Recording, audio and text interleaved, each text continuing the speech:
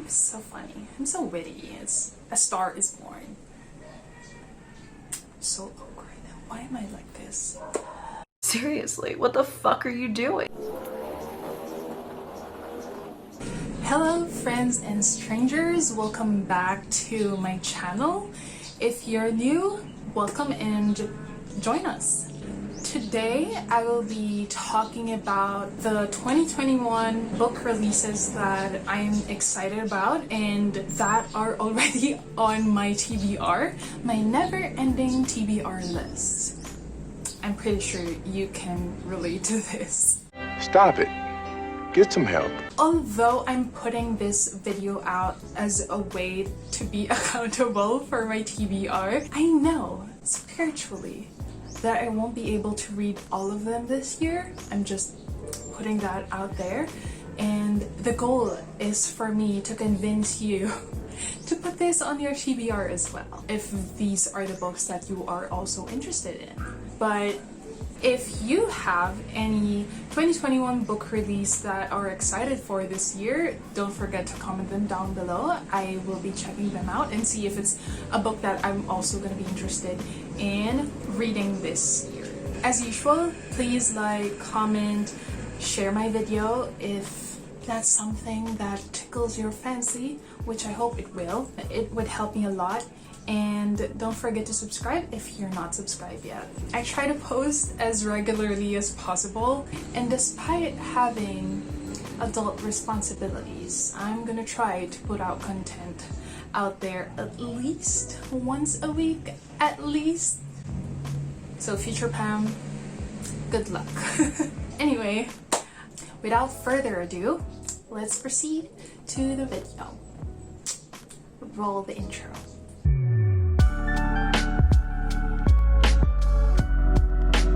So the way I'm gonna tackle this 2020 release TBR is we'll start with January up to May. So I decided to divide this video into two because it might take me 30 to 40 minutes just discussing everything.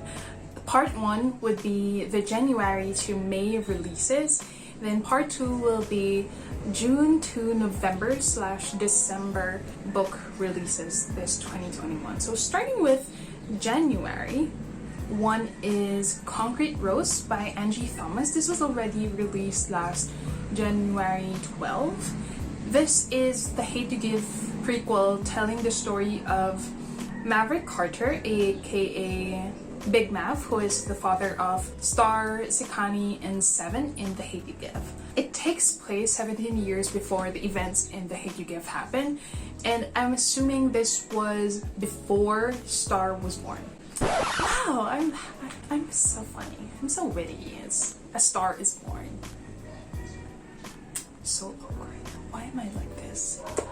Big Mav was the son of a former gang legend and was dealing for the King Lords in their area, which is Garden Heights, if I'm not mistaken.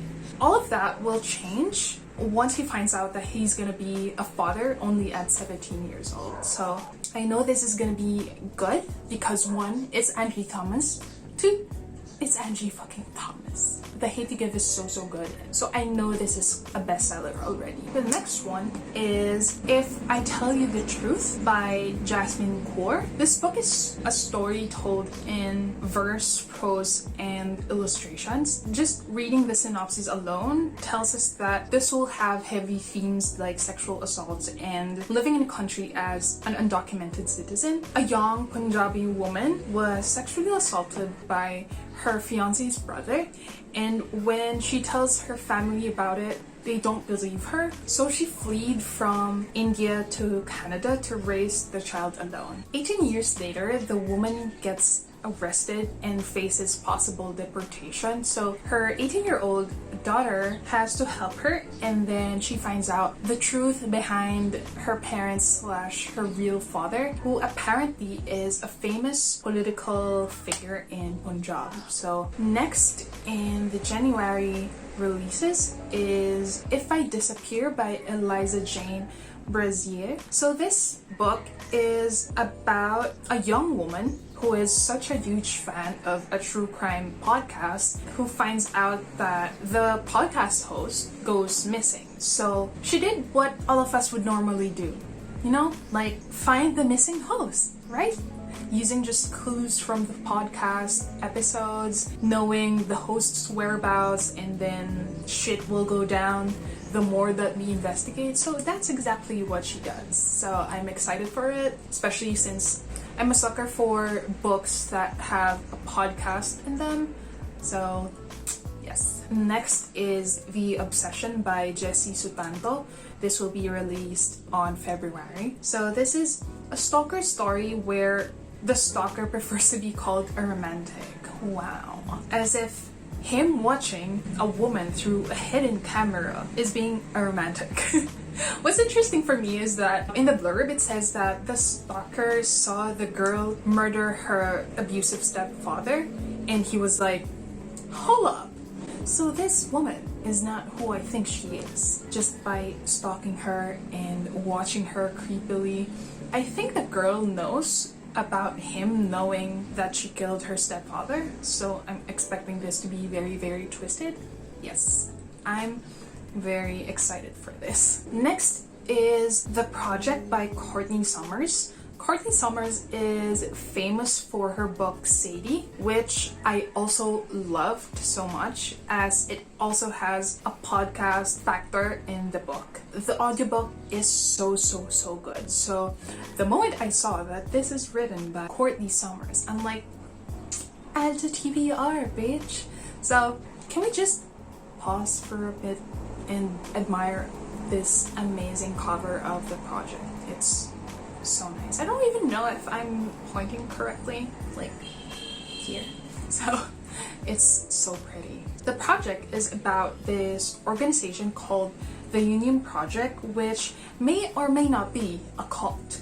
It follows a girl whose sister is part of the Union Project, and since a man who claims that the Unity Project killed his son, or was responsible for the death of his son, the girl saw this as an opportunity to out this organization, to expose them for what they really are. Her investigation unravels so much that she's not ready for, especially things about her sister, who is a member of the organization. Next on our list for the February releases is Finlay, Donovan is Killing It by Elle Cosimano. And just looking at the cover alone, I didn't think that it'd be a thriller book, to be honest, because I got the YA contemporary vibes. Again, don't judge a book by its cover. There's not much to the blurb except that it's about a struggling suspense novelist who gets entangled in a real life, an actual murder investigation. Another February release is The Good Neighbors by Sarah Langan. I'm not sure if I'm pronouncing that correctly, I'm so sorry. Which is an adult mystery thriller about this picture-perfect suburban community in Long Island called Maple Street. And apparently it has this Little Fires Everywhere by Celeste Ng vibes to it because of the commentary about social hierarchy and themes surrounding motherhood and parenting. So it follows the Wilds family, who doesn't seem to fit the prim and proper picture and mold of what it is to be living in Maple Street. So shit goes down and tensions rise when this queen bee of a neighbor whose daughter fell in the sinkhole started accusing the Wilds family, obviously, because it's obviously their fault. I'm in it for the tension and the mom versus mom showdown, to be honest. Next is The Echo Wife by Sarah Gailey. I added this to my TBR because of the way it was promoted. So it says that it's a non-stop thrill ride, perfect for readers of Big Little Lies and enthusiasts of Killing Eve and Westworld. Apparently this book is about this clone from Evelyn's experiment who was having an affair with her husband. The husband died, and I think it's gonna be a clone versus Evelyn kind of situation. So I'm excited for that. The next book is something that I'm also very excited about because of the synopsis alone. It's The End of Men by Christina Sweeney-Baird. This is set in a world where a virus only affects men, and it begs the question of what would the world look like without men. So imagine if COVID-19 affects only men and it's a deadly virus. A world without men. Probably way better. Of course, I love my dad and my husband, so a world without them is bleak for me.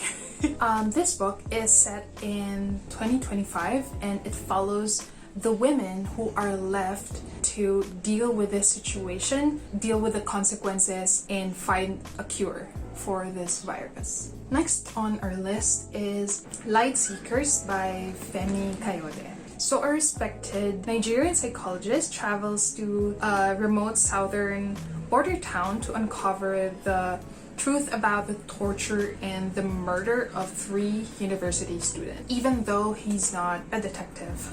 What made me add this to my TBR, aside from the mystery aspect of the story, is that it promises a commentary on the Nigerian social-political landscape. Another book release for March is Every Last Fear by Finlay. So the story follows a guy who finds out that his family, mother, father, and 2 siblings, die in a gas leak when they were vacationing in Mexico. The local police says it's an accident, but apparently the FBI doesn't believe that. And it's not the first time that the family makes the headline, because they were featured in a true crime documentary when his brother, who is now facing a life sentence, killed her girlfriend. So our main guy goes back to Mexico, his hometown, to investigate what really happened, and was growing suspicious because it may be related to his brother, who is in prison. Next, for our March release is Every Vow You Break by Peter Swanson. So I've already read 2 Peter Swanson books, in Her Every Fear and The Kind Worth Killing, and I enjoyed reading those books. Although they weren't my favorite, I enjoyed them a lot. Every Vow You Break takes place in a secluded island in Maine, where Abigail and Bruce's honeymoon is taking place. What makes this book so juicy is that our main girl, Abigail, had a one-night stand during her bachelorette party. And the guy she had a one-night stand with turns up in the island and is after her because to him what transpired between them was true love. So I'm like, ain't that gonna be awkward? Like, how's that? What's the dynamic here? So I'm just really excited for this. Now for our April releases, one is Everyone Dies Famous in a Small Town by Bonnie Sue Hitchcock. So what I got from reading the synopsis is that it's about a small town with interconnected stories, and no matter how mundane these stories are, they are interconnected and they make way for a different story. So it's what I got. I heard that there will be secrets and disappearances and mysterious shit and stuff. And it's gonna be a short story collection / anthology. Next for April is The Cost of Knowing by Brittney Morris. Brittney Morris, the same author that wrote Slay, which is one of my top faves for 2020. So I'm really excited for this, knowing that alone. This book follows a black teenager who has this power to see into the future simply by touching an object or a person. Our character foresees his brother's imminent death, and that is such a hard superpower to have, knowing what the future is, knowing what the future holds, but you can't do anything about it. So I think the story will follow the race to finding out how he could help his brother. Now for the May releases is Arsenic and Adobo by Mia P. Manansala. This book is about our main character, Lila, moves back to her hometown after a horrible breakup. She takes over her tita's failing restaurant, a notorious... Oh shit, here we go again. redone. Lo and behold, a notorious food critic who is actually her ex-boyfriend comes to the restaurant. After a confrontation happens, her ex-boyfriend drops dead. So of course, she becomes the primary suspect to this man's death. And I'm so excited about this because it's by a Filipino-American author. Although I want to expand my library to include thrillers and mysteries written by Filipinos and South Asian authors, it's kind of hard to research about that. It's a genre that is so white dominated, and when I tried to search for Asian authored thrillers, I'm met mostly by Japanese and Korean authors. If you have other recommendations for South Asian, Southeast Asian, and other inclusive thrillers, please do so. I'm gonna check them out for sure. Another May release is The Ones We're Meant to Find by Joan. First of all, can we just take a moment to admire this freaking beautiful cover? Like, I'll give you guys time. Let's admire this for like 5 seconds. Wow. Wow. It's like one of the prettiest book covers I've ever seen in my life. That plus the fact that this was written by the author of Descendant of the Grain, which I actually loved. It was enough for me to add this to my TBR. So the book is sold as a We Were Liars meets Lost, where a character, C, woke up in an abandoned island without much to remember except that she has a sister who is a STEM wizard, Casey. She needs to find Casey. I think this book will also tackle environmental issues rooted in science to help save humanity. Another main release is Project Hail Mary by Weir, the same author as The Martian. Project Hail Mary is about an astronaut who's the only survivor from a last chance mission. This astronaut is tasked to save Earth from a disaster, and the clincher is that he doesn't remember much since he has been asleep for quite a long time. And thriller plus space, count me the fuck in. Second to the last May release is The Hunting Wives by May Cobb. The story follows Sophie as she gives up a competitive career in Chicago to settle down with her husband and son in a small town in Texas. So Sophie gets bored very soon and meets this socialite who belongs to this clique called The Hunting Wives. So the group is quite shady and participates in late-night target practice. A body will be soon discovered where the hunting wives meet. It will also involve Sophie. Last and definitely not the least for our May releases is The Baby Is Mine by Oyinkan Braithwaite. The book is authored by one of my favorite books of 2019, which is My Sister the Serial Killer. And I vow to read anything that this author writes. The book is about this guy who gets into a situation in his uncle's house where his aunt is sitting with another woman, and both of them are claiming that the baby in the crib is their baby. So who do they believe? The aunt or this random woman? There's blood, there's tribal markings, and yes, definitely adding this to my TBR. That's it for our January to May 2021 book releases. I'm pretty sure that there will be more books to add in this TBR because there's just so many announcements recently about book releases. So this list is not definitive for sure. If you get to this point, thank you very much for watching. I hope you like, comment, and share this video, and subscribe to my channel if you haven't yet. Don't forget to click on the notification bell to be notified of my every upload. Again, thank you very much, and see you again next time, friends and strangers, on my part 2 of this video, or whichever video I am in the mood to release. Thank you. Bye.